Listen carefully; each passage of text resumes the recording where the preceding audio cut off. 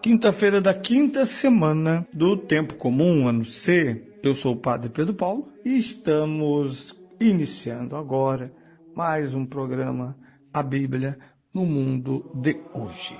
Bem, nestas quintas-feiras dedico-me normalmente nosso programa à tradição da igreja.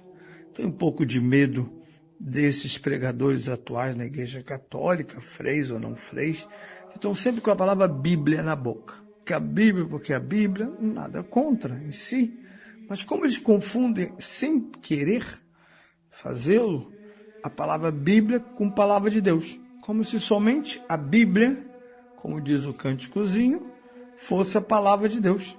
Esquecem-se, talvez, no vocabulário, de lembrar que a grande diferença entre católicos e protestantes, desde o século XVI, quando esse grupo de católicos se insurge, se separa e passa a viver a partir de heresias, inclusive a verdade do cristianismo, eles proclamam a cisão e a exclusão da tradição, dizendo o que a igreja tem? A Bíblia.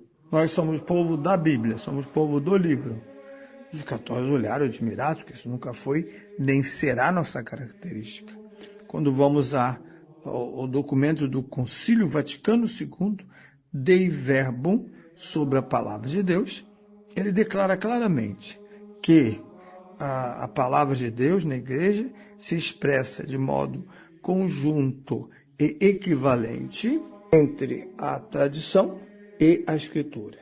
Tradição e escritura, e por tradição estou entendendo o desenvolvimento da fé que o Espírito Santo propicia, aquele órgão especializado da igreja que é o magistério, começando pelo Papa, os bispos, o colégio dos bispos, mas também outras autoridades que na igreja proclamem, como os teólogos, proclamem a inteligência e os costumes na igreja. Porque a liturgia, por exemplo, entra na tradição e desenvolve, ao contrário, ela mesma a tradição da igreja. Por isso, quando falamos de palavra de Deus na igreja, não confundam com a Bíblia.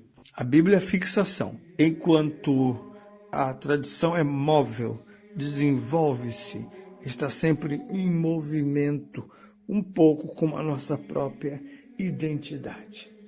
Hoje, portanto, quero falar daquilo que já passamos agora há pouco, nesta semana, o dia de Nossa Senhora de Lourdes, a quem o Papa João Paulo II atribuiu o Dia Mundial dos Enfermos. Foi no ano de 1858 que a Virgem Santíssima apareceu 18 vezes nas cercanias de Lourdes, na França, na gruta de Massabielle, a uma jovem chamada Santa Marie Bernard Soubirous, ou Santa Bernadette.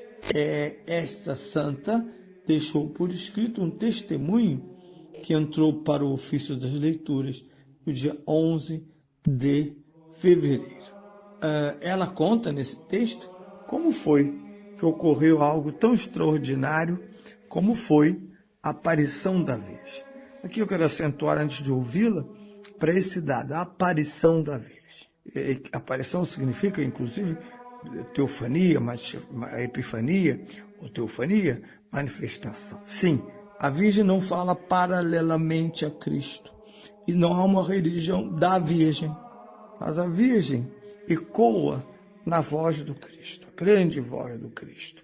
E é interessante que, se durante a Escritura a Virgem é relativamente silenciosa, podemos encontrar e separar poucas falas da Virgem. São João, por exemplo, só tem uma fala, e que fala, né? Ele não tem mais vinho, fazer tudo que ele vos disser. Nos evangelhos sinóticos já temos o diálogo com o arcanjo Gabriel, toda uma série de palavras que a Virgem troca naqueles dias extraordinários. Mas São Lucas acentua que ela, na maioria das vezes, se resguarda e, de certa maneira, tem no coração o custódio de tudo que vê e escuta, mesmo não compreendendo plenamente. As aparições, portanto, são chamadas privadas. O seu efeito é para toda a igreja. Os seus destinatários são particulares. Ao longo de 2000 anos, temos inumeráveis aparições da Virgem. A pessoas, povos, a contextos. E essas revelações são também intervenções, como teremos em Lepanto, Fátima, Aparecida no Brasil, em Aparecida do Norte, mas também são revelações de fé. Ela mesma está dentro dos artigos da fé, quando ela se apresenta como a Virgem Maria. Veremos nas aparições do século XIX na França. Não interessa, é ela que traz atualizações e circunstâncias específicas dessa grande revelação já concluída, já que a Virgem não estende o conteúdo da revelação, pois o conteúdo da revelação é seu filho, mas ela é uma hermeneuta do Evangelho. Nela o Evangelho vem atualizado, corrigido, quando se perde o rumo, como por exemplo, em Fátima em 17, ela insiste na penitência, oração e penitência, chamando a atenção sobretudo de nós clérigos, talvez porque rezemos pouco e fazemos pouca penitência, mostrando aspectos terríveis do inferno aos 3 garotos, mas também a nós. Ela é mãe eficaz daquilo que comunica. E ouça o que a Santa Bernadette diz sobre aqueles dias. Certo dia, fui com 2 meninas às margens do rio Gave buscar lenha. Ouvi um barulho. Voltei-me para o prado, mas não vi movimento nas árvores. Levantei a cabeça e olhei para a gruta. Vi então uma senhora vestida de branco, tinha um vestido alvo com uma faixa azul celeste na cintura e uma rosa de ouro em cada pé, da cor do rosário que trazia com ela. Somente na 3ª vez a senhora me falou, perguntou-me se eu queria voltar ali durante 15 dias. Durante 15 dias, lá, voltei e a senhora apareceu-me todos os dias, com exceção de uma segunda e uma sexta-feira. Repetiu-me várias vezes que dissesse ao sacerdote para construir ali uma capela. Ela mandava que fosse a fonte para lavar-me e que eu rezasse pela conversão dos pecadores. Muitas vezes perguntei-lhe quem era, mas ela apenas sorria com bondade. Finalmente, com braços e olhos erguidos para o céu, disse que era a Imaculada Conceição.